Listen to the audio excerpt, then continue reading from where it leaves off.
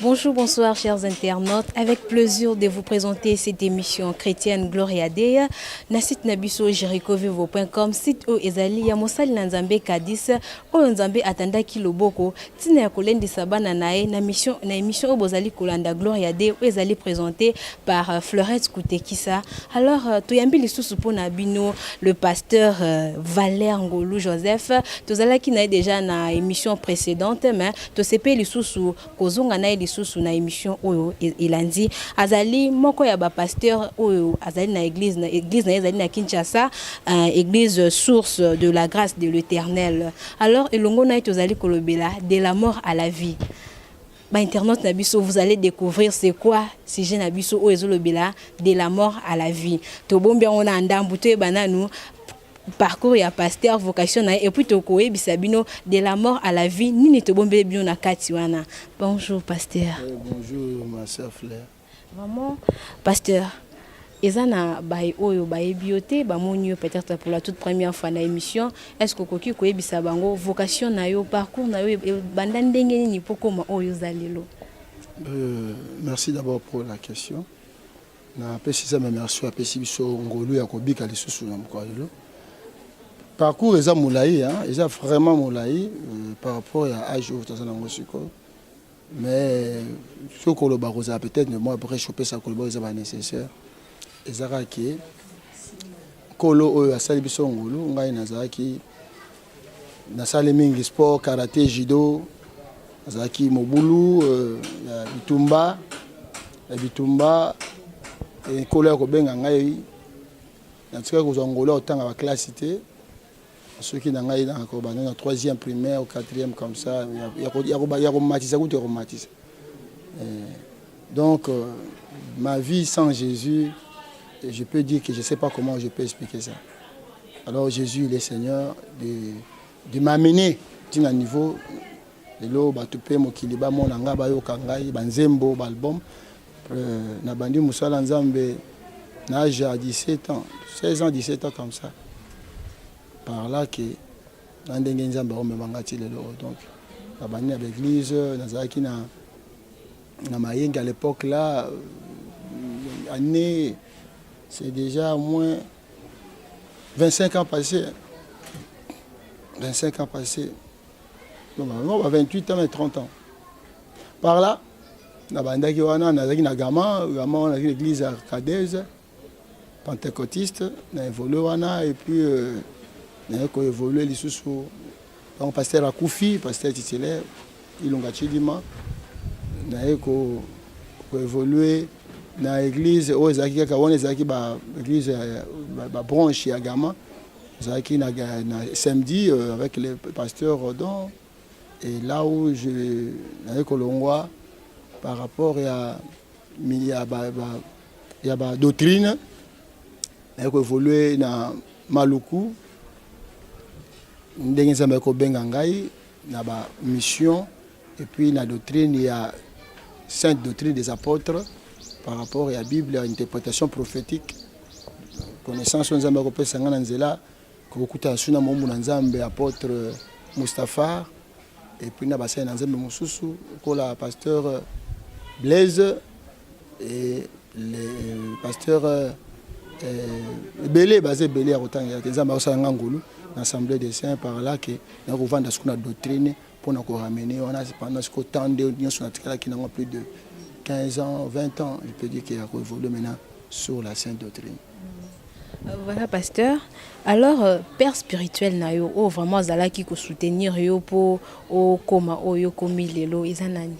Le pasteur qui m'a encadré, qui est mort, pasteur Ilunga Chidima, et après lui. Il y a encadré le pasteur Rodon, encadré par lui. Et il y a par la doctrine sainte, c'est pasteur Mustapha, grâce à lui que j'ai eu maintenant cette stabilisé dans le ministère. Et aussi d'autres pasteurs qui m'ont encadré aussi. Mais lui, il est base, hein? Donc pasteur Mustapha, ensemble de ça. Voilà, merci beaucoup pasteur. Voilà. Alors na parcours na yo. Donc pour nous comme pasteur Lelo, au cas qui quand même na bon enseignement, au théâtre qui na l'église, est-ce que ko se rappeler sous son enseignement na yo maté au théâtre comme ko ya liboso donc au zaki koma ka vraiment na ben ya nini ya musala o pezaka na église nini maté ya liboso na ministère na nga ko la benga oh tiens l'équation pour maté c'est belé hein. C'est belé, c'est une chose qui est vraiment de réfléchir parce que dans cette activité belé et puis on a prêché biscuit belé mais si je me souviens vraiment le bosso pendeza na Kingabwana église ACK ya mukuna ta ACK les assemblées assemblée de saint na Kingabwa wana na bondela rapona pasteur moi nazaki diboma mazaki pasteur adjoint à la guérison sur les champs. Il y avait des miracles qui étaient passés. Basangi Saranga, Bangonia sur Bafukami, Nafukami, ministre sur Basangani, Babon de la Pona ministère Nangai. Des Wana Liboso, je me souviens. Dans une photo, où il y a Liboso, vraiment, vraiment, que Makamon sur Wana Koutnakoto, avant d'ici à la ministère. Voilà, merci beaucoup. Balandia Jericho Vivo Obozali Kolanda Biso. On est allé qui moi parcours ya pasteur. Siko tolingi kokota na ben vraiment na sujet à likambu autre le belibino de la mort à la vie. Nous allons découvrir ensemble de la mort à la vie ezalinde nini. Alors pasteur, toye kolukayo. Pour baibisi biso kiyo okufa ki pe aussi quoi qui. Donc de la mort à la vie. Okoma ki vraiment na kufozongi na bon est-ce que ça makambo solo? Oui, est-ce que vraiment le Cambo est le quota? Oui, quand on a colobana bisika bogo le makambo moko boy et ça la maquette mais c'est ridiculisé moko. Et ça makambo et ça la maquette c'est vrai. On ne joue pas avec l'Éternel. Ce sont des choses vraies. D'ailleurs, écoute, on a des mots tout le temps on a monté on a commencé comment banga comme qui voit ça batu bala bala et parce que on a monté on a koufaki. On a vendu pour na zo sous soda ça veut dire l'enseignant m'a dit va parce que je suis fait na zongition na bon mo pour ou annoncer la repentance batu ba ki kotan eza sous musika te ko zonga na yesu je suis revenu à la vie c'est vrai ce sont des choses vraiment na regretaka parce que lorsque na kufaki bato bazala ki pe ngai jamais na koza na kufi nga mo sur téléphone na so mi filmer et ça donc bato bazala ki bango nde fallait baza na esprit ya ben baza na présence d'esprit ya ko zo image bon nazaki pe na bato belete na ndako nazaki kana madame na ngai et puis parce que to kabona pe ne kana na diwa na na kufaka après ka ko se ko na il y a rencontré ce que tout à mon est important tout c'est important qui na kufaki de na zone na bon là baba bengi ba famille ba ya ko zo ko na ba ke na morgue ba discussion ba tozo lela on a papa na ba démarche zo nous tout ka papa pour ma ke na morgue et na yo so en vie depuis 0 RT de na ko zo na ba 12 heures na zo en vie. Voilà pasteur siko yo okufaki. Bien sûr, mais on a vu qu'il y a eu des batending au Kufaki, mais est-ce que aux alaki malades et arriva qui n'engagent au Kufa, ils ont oublié qu'ils ont nandaku, au bandaki ko bela to ils ont qui ka subitement boeliwa et elio. C'était des choses spirituelles, j'étais vraiment menacé. Avec Belaki, Belay Makasi, c'est qui nous a invités. On a vu que na simalango makamboze belé oyo na kutana kinango potina koma na kufa et na simaliwa on a ndé pena ko joie détermination Nzambe a permettre qu'il na kufa parce qu'il y avait une distraction sur côté Katinanga donc il y a une perdition comme un pasteur et puis je me suis laissé faire na ba makamususu ezaki dignité pour un homme de Dieu alors dans l'enseignement na ngande na fukola ngo makasi parce que je ne sais pas si on a des détails, on trouve normal, tout cela, papa. C'est pour cela que je dis j'aime la vérité. Quand vous parlez la vérité, veillez sur ce que tu dis pour que au tranché, au lobby, au lobby changer, au sali, non. La vérité, c'est au vendre au lobby pour assurer. Ayango na moni que tant on a Nzamba permettre ngana kufa na zongi na bomo donc il faut vraiment nazala prendre pour na nocer na peuple na nocer na mokili bilembo pe makamuni Nzamba altaisa kinga afin que batu ba komita mwana komi senzela pe na kobanga Nzambe parce que elle était un proche tanza ko sana tena mina banzembo ko la pesa ngana banzembo de banzembo na zoyemba sikoyo yangwana sinzembo lokola lisiko e ngai le bomia e wonga na kolela o baninga nga lisiko e ngoye ye lisiko e ye ningena lole basakana na mokili baninga batinkango baleka e basakana na molongo baninga batikango baleka e zoto yo mabe okotindanga na iba e tangwa ko iba o yoko monango malamu we ye sima na prison e nde yoko miko regrete o ngoye ye lisiko we ye ningena lole bozongi nanga e nakokende maboko pamba e na bozongi nanga e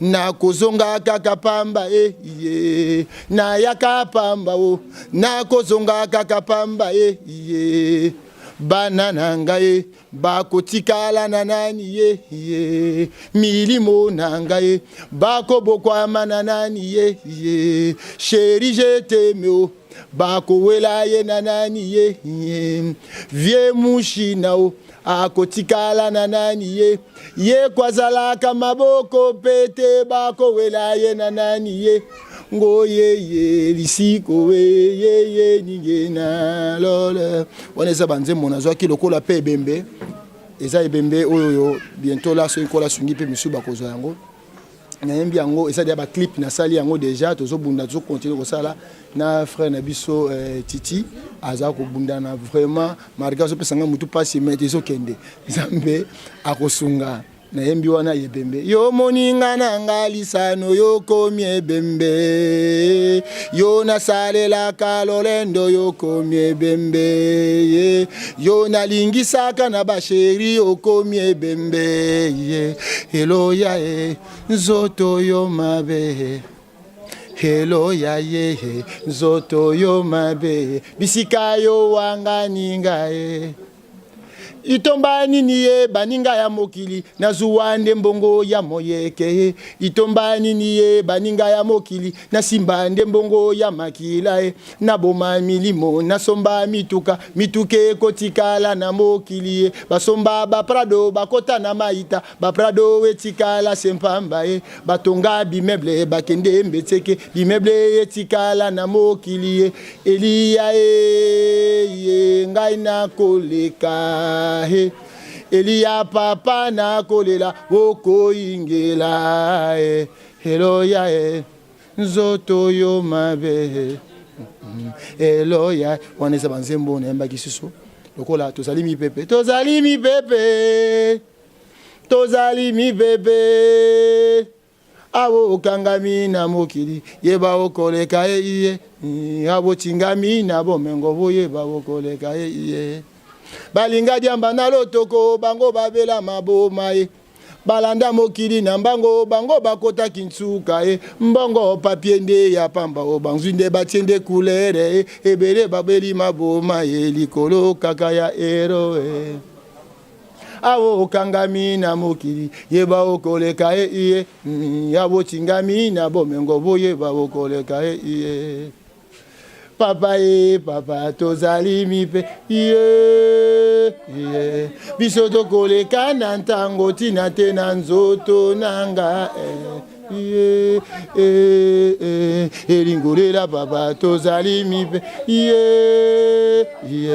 biso tokoleka na ntango tina te na nzoto nanga donc nzembo ezali ebele baliyaka na ngai bakokoma koseka ngai bamelaka na ngai bakobenga ngande bembe se na mwangonga mokeo molimo na ngai ekobima bomoi na moto na mokili litomba se tango azali na mpema tango mpema ekobima ebele bakowanga na yo tomelaka nde masanga ngoya tomela kande diamba o baninge longo e tobimaka elongo e na sena moye baninga na sosoli na koleka e ye na sesoli na koleka o bawa e papa e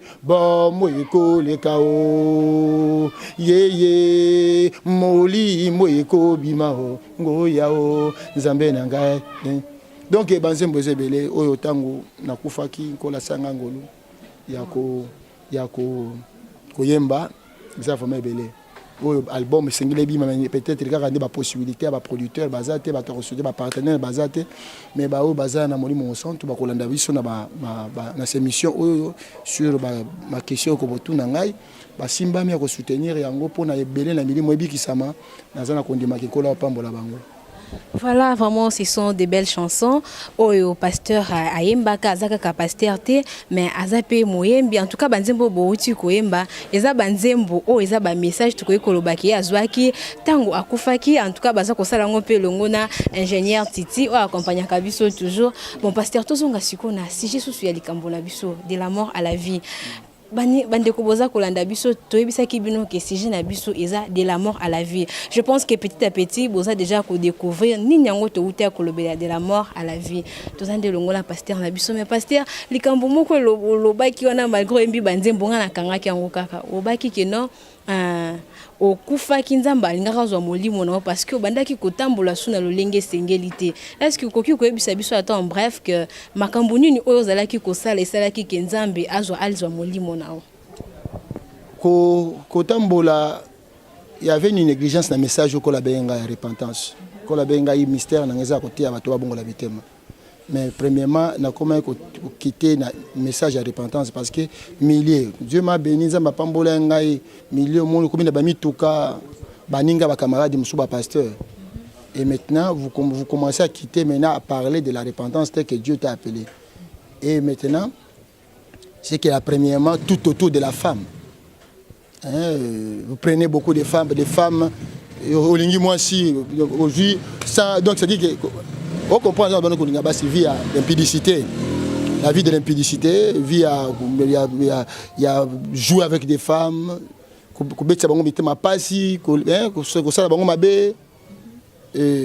par là que moi je suis vraiment repentance. Parce que la repentance pour prêcher ça faut que ta conscience soit pure. Et puis il y avait des sollicitations, Dieu soit loué, même une dimension mais je ne peux pas faire l'impact avec le diable. Et moi je suis parce qu'il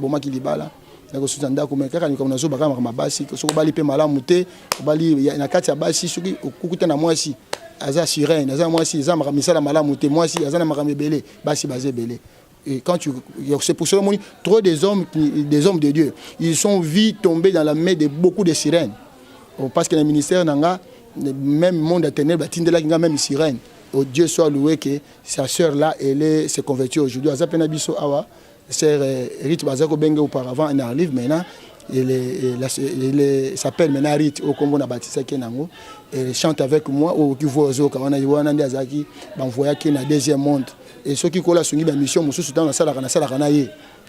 Donc, les bâtiments qui est na ministère, na monde wana, azo kokate qui na mission ko renverser ngai, bâtiments bomangai, empoisonner ngai 2 fois. Et par là, il y a un bilan sur la détail, il y a un tant que sirène, a bon limotema, a bon comme au moins en ensemble. C'est qu'il y a une sirène convertie. Maintenant, elle est maintenant servante de Dieu. Mais va parler des choses. Oh, mission Batindakaye.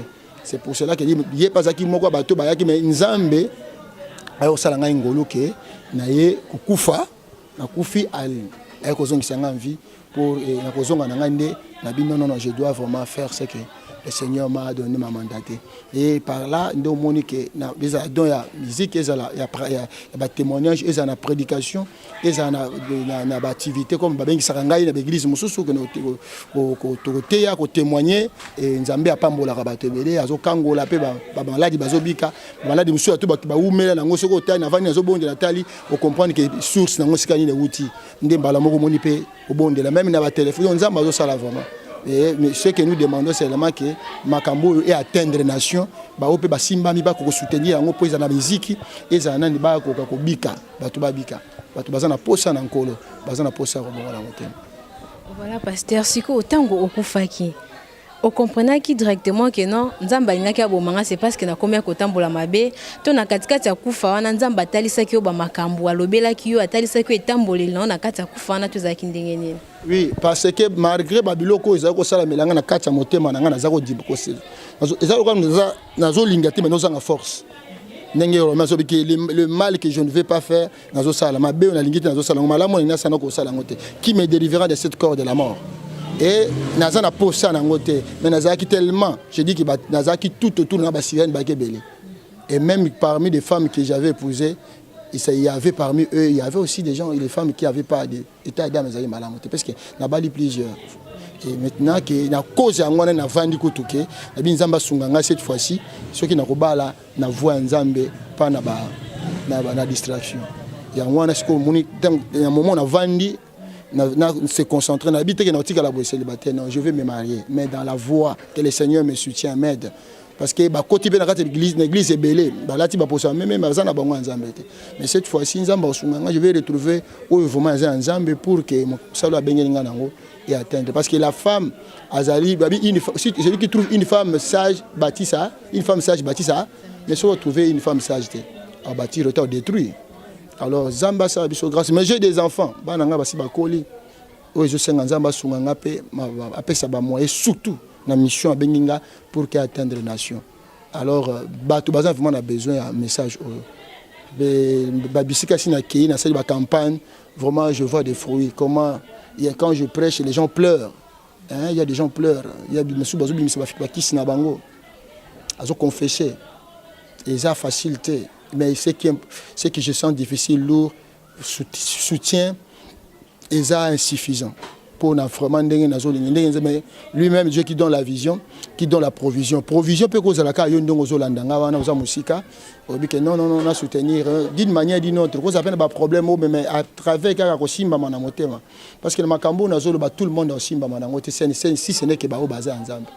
Et ce qui est vrai, même que j'ai dit, étant autour de on a se permis de faire des missions, moi frère, moi 10, moi 20, mais même si on a loué l'église, situation vraiment, il y a des si comme Moussa Banana Koufaki dans zone en vie, Moussa les Akia Kobe Basuko Zonga, Nakena Milé Moko, Nanga, Batara, Nanga, Bafran de Moko, vraiment, et presque tout c'est moi qui l'ai fait. Kofoute Salabo, Kosalabo, Kolei Sabatou, Kofoute Batransbaga Mounion surtout.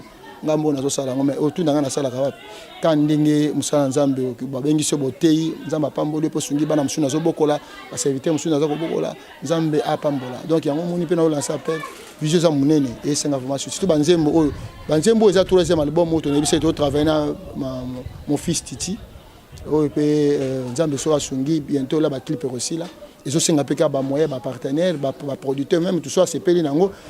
Parce que le premier album, le deuxième album, c'est Bimanet. Molongo, Kelly Bobé, on appelle ça mon lit, mon père Zoyemba. Molongo, Kelly Bobé, Molongo, Kelly Bobé, Papa, Kelly Bobé, Yenga, na oui, Bobé. Il y a du synthèse là, pour na bête taper synthé, mais peut-être la mission Moussoussou, na pour na bête taper synthé, mon Angola Nzambe, na Zoyemba, na Zobeta. Seigneur, ça n'a pas grâce.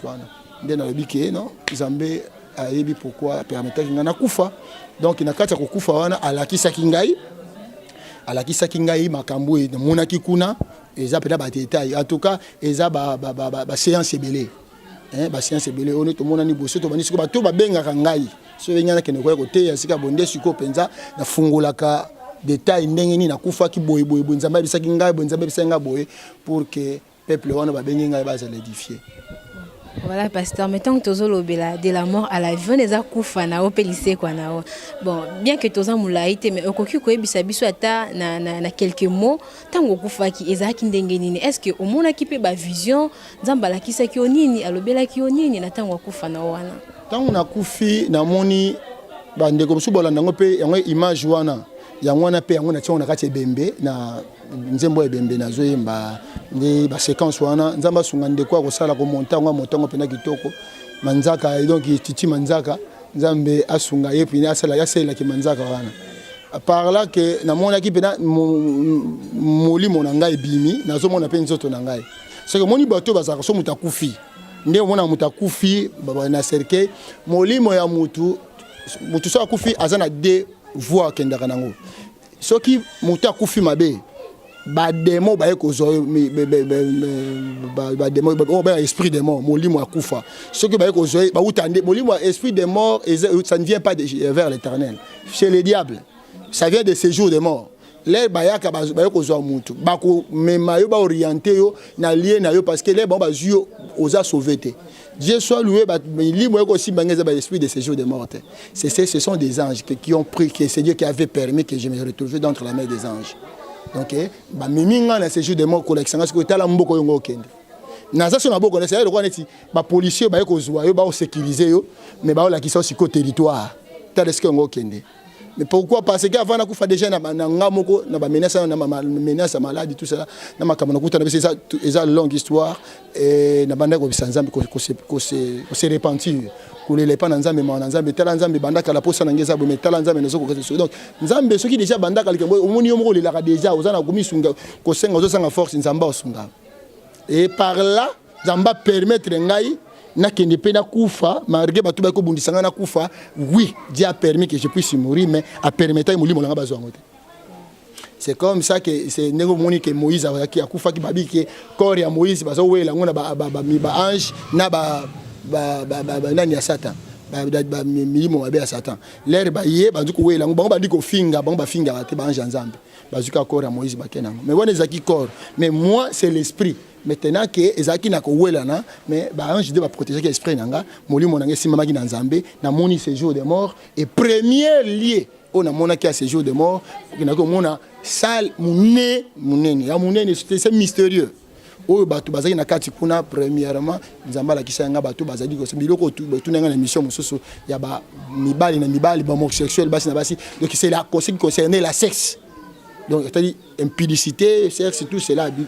C'est un monde sur le biso somo pour na bande konanga ya basi bande ko mibali on a bi que eza mulai et ngai po nanga nazo préférer batu mingi balanda ngomi na ba séance ceux qui batu bande toujours baboye batu baza vraiment intéressé ba comme ça nini ba ko interpeller biso pour que ba zongo lien à l'âge donc à profondeur na ba détail surtout mais première salle donc bon mais on neti mboka liboso donc ça sikolo lenge nango donc on dit ba pavillon ndenge ya prison ça mais c'est quoi pavillon on va pavillon c'est quoi mboka c'est-à-dire lorsque l'ange fait voir ça parce que moi bato baza lié bazolela c'est bazo déplacer ko déplacer ko tambola il y a l'esprit et tambola lokola makolo na biso tambola boté esprit di bozo longwa directement ko komi koto.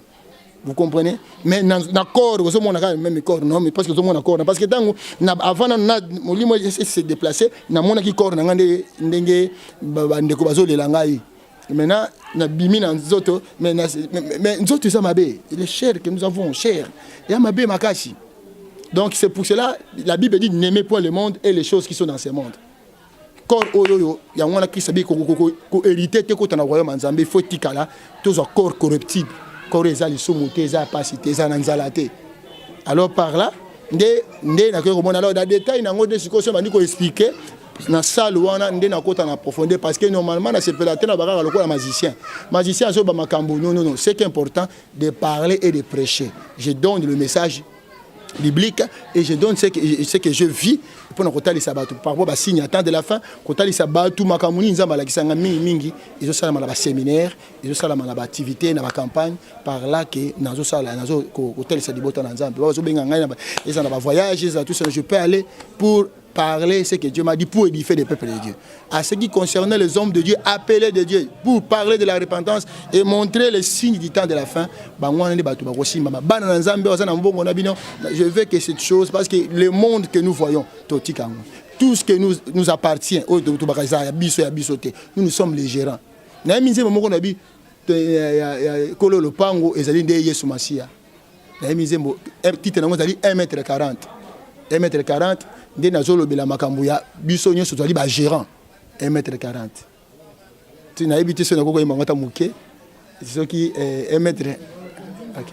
Donc ozonga ta plus alors par là que ndenge nzamba osunga biso soki kola pesi biso ngolo lisusu na bande comme susu baunga na ko ba soto rubito bandane car sujet moko ezo biso ta ebele déjà c'est ko biso pour ça nebele alors par là nde oya muke na ko zaki na posa na tali sono première salle. Voilà, pasteur, banzembo toko salango na émission mususu ekoya na moni vraiment banzembo eza kitoko mingi ko édifier bana nzambe mingi. Mais voilà, pasteur, biso toza na posa toyeba oyebisa bana nzambe balanda Jericho baza kolanda biso ya motuya oyo vraiment nzambe ayebisa ki otango yo kufaki parce que toyebi ke histoire eza molai ngongi okoka te ko expliquer biso ba détail mais oyo eza ya motuya vraiment ke oyo eza o retenir ke nzambe azongi singa na bomo epona likambo oyo ya motuya vraiment oyo kanga keza nini. Ya motuye ezali peuple de Dieu ba zala prudent ya ko kabwana mingi ko éviter distraction boya na nkolo eza sous musika mingi te soki na bi musika mingi te par rapport à bilembo et par rapport à ce que je vis alors ya motuye eza ke bana na za batu ebele bo so tambo na vie hypocrisie parce que hypocrisie eza makasi peut continuer l'église. Et batabilongi mibale comme ça il nzambe na ba parents sur mon extérieur pour que personne sache que tu pries Dieu mais dans l'intérieur il y a pas vraiment la vérité. Hypocrisie l'ami du monde pour la tester ba bon la mitema pona ko talisa ke bato belé bazali ba koti déjà baza ko pengwa le paix des gens au Vatican la vérité puisque le diable azo attirer sur le matériel à présenter le monde attirer biloko nyoso mokili attirer face ba moyen nyoso pour batu ba ya epana ye alors ba o ya nzambe et baza ko se sentir coincé baza ko souffrir alors ce qui bible bina dans mukana Matthieu 24 déjà ba ke boyi kampiko celui qui persévérera jusqu'à la fin sera sauvé. Ba makambo belé bilembo belé o yesu s'apparaître lelo nazo ba ke batindeli nga message deux fois naza nango pe na téléphone Sirène Maïmouna ba proposer nga $350,000 pour que na ke nozongo mutu boye batindeli nga message ko ba pesa nga numéro ya mutu so na ke kuna ba pesa nga $350,000 wana donc si on a su déjà na ndimi ko $350,000 je serai incapable ya ko sa nini ya ko parler o nazo parler ya de ko ya na ko la corruption. Alors on a changé le lingue à côté là et j'ai refusé. C'est pour cela que je demande aux enfants de Dieu de soutenir cette mission que Dieu m'a appelée et par numéro de contact aux alliés 082 50 3 3 3 3 donc 33 33 33 3 082 50 33 33 3 082 50 33 33 3 wana kozwa pasteur Valère Ngolo Joseph et Nzambo a permis kinga na kufa na zonga na bomo tu nyonso ozana bosenga na ngai je suis disponible ya kokota na contact na ye na bonde la rappeler pour na batu na téléphone quand il y a problème Nzamba sanga grâce à délivrance et puis chaque mercredi na yambaka nazo yamba na dialogue pastoral na prophétie dans ce qui concerne la révélation comme Dieu m'a fait grâce à ça. Je ne suis pas un prophète, j'ai seulement les dons de la révélation. Par là, qu'ils sont gratuits, je ne demande pas. Néanmoins, que peut-être il y a une solution, on comprend que c'est l'action de grâce pour Nzambe Pambolinga, pour Sungamusa Nzambe à Pambola. Pour Nzambe, surtout, par-ci par-là, Bakolanda Biso, Kolo Penza à Monanabino, Kola Pambola, on est sur la zone d'Abiso. Voilà, tout comme Nabiso presque Nasuka, contact y a pasteur Valère Yangwana, bino ba obozan à pays étranger, juste kocha étoile 00243 ou soit plus 243 et puis botier numéro au pasteur Valère Apesibino. Alors pasteur, tout comme Nabiso pe Nasuka émission, mot de la fin. Nino koki ko ebisa bana nzambe o balandi biso. Mokile le kala bilo na. Le miracle passera. Je crois au miracle. Dans mon ministère, plusieurs morts sont ressuscités avant que moi-même que je puisse mourir. Plusieurs morts, je répète, sont ressuscités et Dieu est vivant. sans condition, sans pratique, au nom de Jésus-Christ de Nazareth. C'est celui qui guérit, c'est celui qui sauve. Et pour le mot de la fin, répentez-vous. Répentez. Français, bon, on attend la classe déjà bien. On a bien qu'il attend ceux qui attendent aller là et tengami problème ça des mois bima. Hein? So na zo bobonde attend la démon, le problème qui sort. Il est là la solution, mais là où il n'a pas l'important. C'est important, c'est à dire que solution ça n'a pas besoin. C'est pour ça que mon alobara mingi bande ko so là na alobara na français. Monique na zo ba mona fu donc soko il y a bleu aux yeux, à jaune aux yeux. Les problèmes ezate eza maloba na nzamba ba chinois ba tengisa kango ba lobara te. Pena ye nanga na zo solo là na ndenge nzamba okambanga et o nyoso nga so na so to lobara lingala to bi français o bengi nga na français to ke na français. Yo moko to au monde que non français dans un niveau beaucoup supérieur pour un Saint-Esprit. Donc Zamba za bonga sunga bane c'est ce que je peux dire que Zamba Pambola na bande sous numéro dans 082 50 33 33 3. Donc église des na Kibunda 73 na commune Ngaba, église source de la grâce de l'Éternel. Mon nom c'est pasteur Valère Ngolou Joseph. Et j'étais mort, Dieu m'a fait grâce, il a revenir encore à la vie. Et il a profité pour qu'on puisse s'opémoter, qu'on puisse s'appeler sur la source de la grâce, qu'on puisse s'appeler accompagner Gibiso, le frère Titi, sœur Rite 1, Rite 2, Nyarlive, frère Chabani, sœur Nabiso Kemo, sœur Suzanne, sœur Bagnon surtout, sœur Déborah, ok, Nzamba Pambola, Bagnon surtout, Oyo, Baso soutenir, pasteur Namusalo Kolabengena. Voilà, merci beaucoup. Balanzia Jericho Vivo Bananzambe, ndenge to bisaki bino thème na biso ezalaki de la mort à la vie. J'espère que vous découvrez nini tolingaki kolobela wana de la mort à la vie.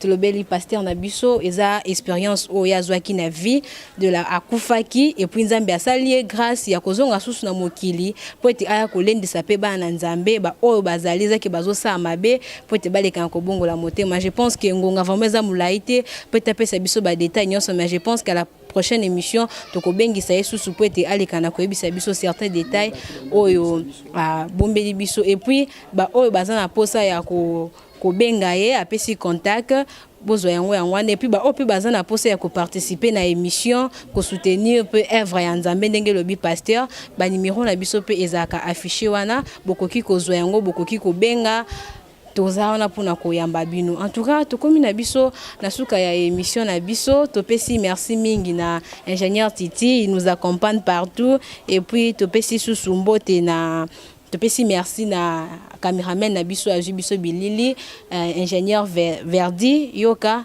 et puis topesi merci na pasteur parce que on dit mieux qu'on répondre à l'invitation na biso malgré bâton na yo en tout cas dépendre na émission na biso.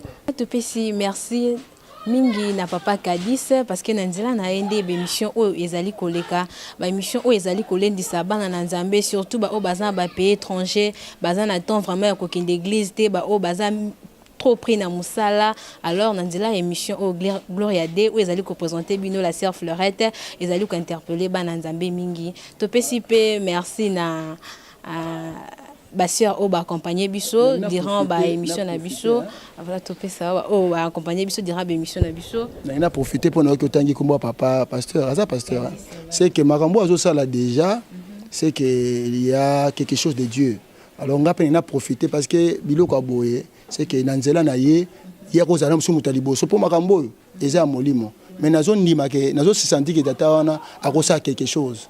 Okay, parce que pour le logo tininga à quelque chose parce que moni biloko nous ça la repentance ce n'est pas n'importe qui peut soutenir ça non ce que ça le logo nzambe était Saint-Esprit pour chercher probablement le terrain des âmes difficiles mais alors on a profité na yebi papa Kadiste mais nazo lancer appel pas papa Kadiste parce que c'est un homme de Dieu pour biloko moto za moto ba science banane ata na lobi ni côté nango était mais nazo ba que Moussa na nzambo peut faire quelque chose pour que le message au la permettre pour permettre na mona na suna bino il a quelque chose qu'il voulait faire que le Seigneur voulait faire à travers cet homme de Dieu nazo saluer na musique na componence.